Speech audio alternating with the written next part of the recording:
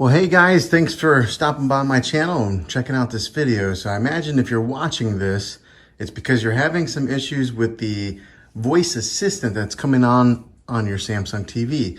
For example, this is what it sounds like. Unleash Julian Clip, a sweet symphony. Between wind, tide and waves, that button.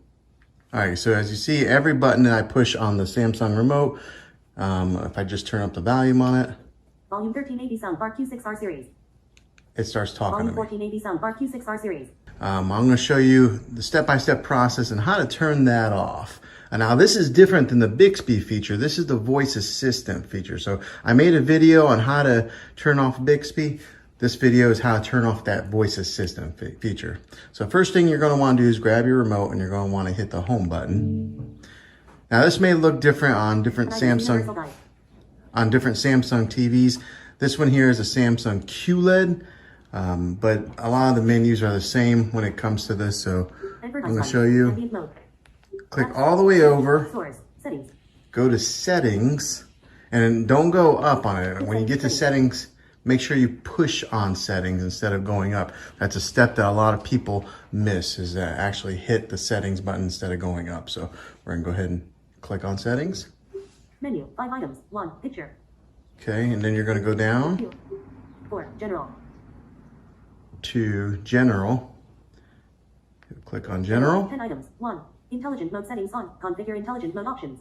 All right, yeah, see, that's pretty annoying even when you're just trying to make a video like this. All right, now you're going to go down 2, 3, 4, 5, 6, 7, 8, to accessibility. Settings to assist users with visual or hearing impairments. Sub items, voice guide settings, video description, high contrast. Click on 12 items, 1, that voice guide settings on, right there.